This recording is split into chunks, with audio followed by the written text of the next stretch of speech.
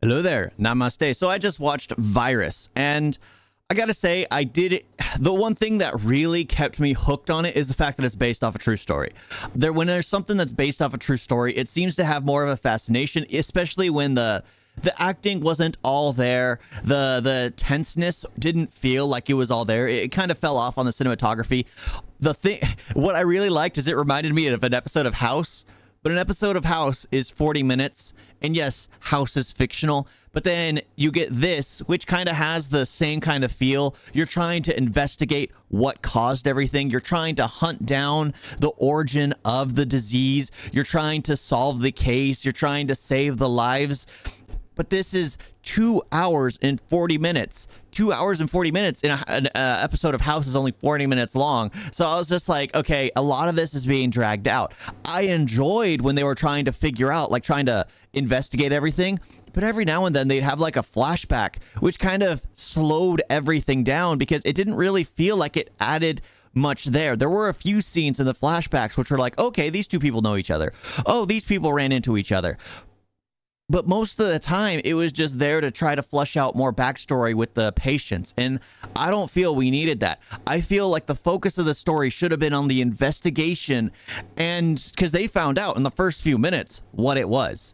Like in the first 20 minutes, they already knew what was causing the virus. So it became a hunt with figuring out where the source came from, and that should have been the focus of the story. This story spends too much time on love interests. This story spends too much time on the backstory of the patients. Some of it is important for the narrative as it moves forward, like the counterfeit money. That kind of stuff was important, but a lot of the backstory, a lot of the flashbacks, a lot of the relationships between patients and doctors and things like that, I didn't feel was really necessary in the story because it dragged on and on and on. I enjoyed a few aspects because there was the talk where the lady kept wanting to say, oh, it's a terrorist attack. It's a terrorist attack. It's a terrorist attack. And there's just like, when you start spewing that, imagine how crazy you don't want to spread hate. And they're just like, let's focus on the evidence. Let's focus on the story. Let's focus on the narrative. Let's find out where. So I enjoyed all the little aspects, but it feels like they could have done so much more and also so much less in this story to keep it more engaging because it drags. It feels like it's dragging its feet. Spending time with like the person who's I guess supposed to be taking out the trash. I watched it. I have no clue what his job was. They were rioting. There's a pile of trash in the back. I don't know if that was his job supposed to be taken care of, if they stopped picking it up, because it leads to the point where they just keep adding trash to it. And I'm just like, maybe it's different. Maybe it's just a dump truck that comes, scoops it up and takes it to the landfill. Or that is the landfill. It's not great to have it next to a hospital, but so there are little things that are just like, I don't think it served a purpose in the story. I don't think they should have focused on that trash narrative. I don't think they should have focused on some of the doctors' interrelationships with the patients. I don't think they should have. It should have been primarily about the hunt for the origin of the virus.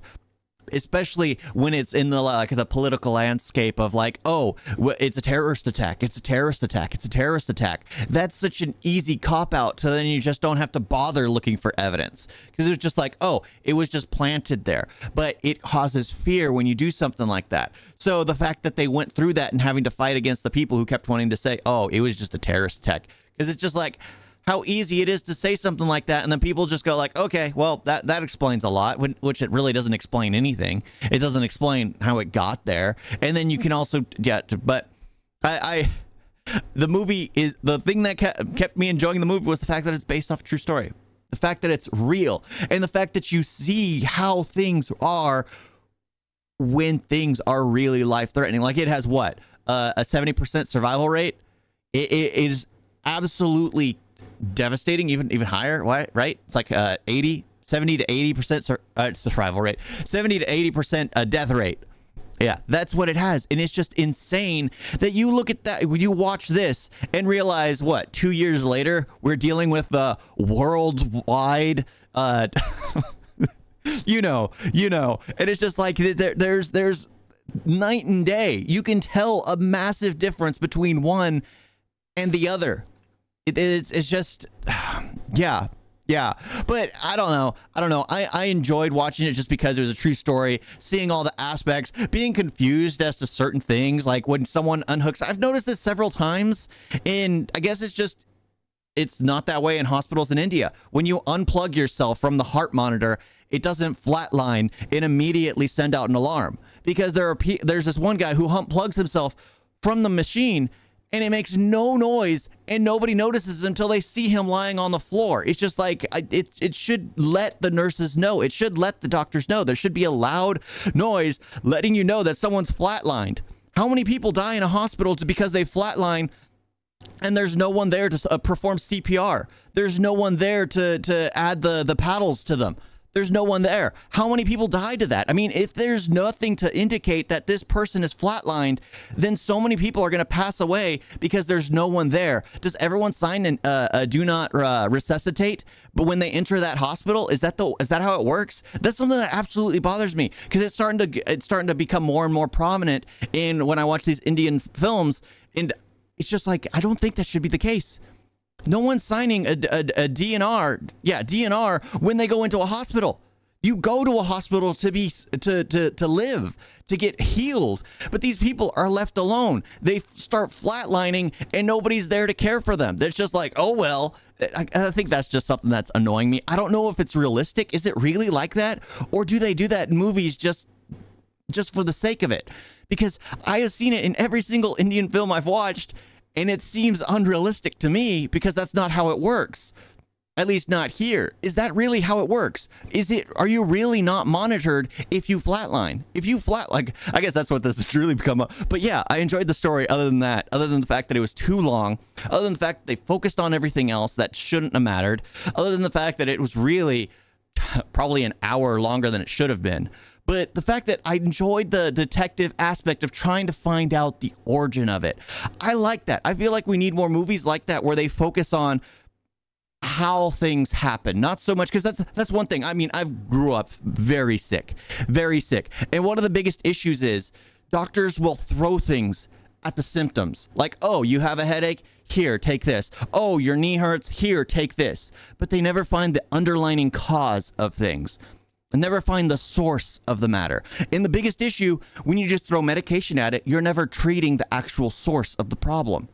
And what I liked about this is it was going into the aspect of, oh, let's find the source of the disease. If we can find the source and figure out what that was, whether it was a well, whether it was just one specific bat, whether it was just, you figure that out, and then you take care of a lot of the problems. And it just turned out to be one person who, but I liked it.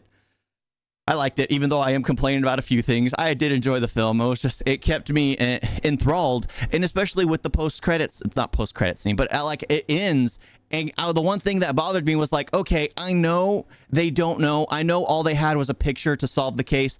I know they don't, but we as an audience want to see the how it all started. We as an audience need to see it, and at the very end, they show the guy grabbing the bat, and it's like, okay, here we go. This is the one thing I needed. They knew exactly that we would be left feeling empty inside if we didn't get that. And here we got it. Even though we don't know if that's the case. Even though he probably could have been knocking it with a stick. There could have been many different things that happened. He could have just picked it up, thrown it.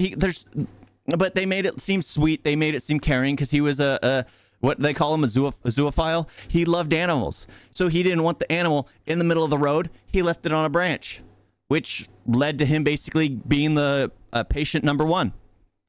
But I enjoyed that last scene. It really did bring everything that mattered together. Thank you all for watching. Talk to you next time. Toodles.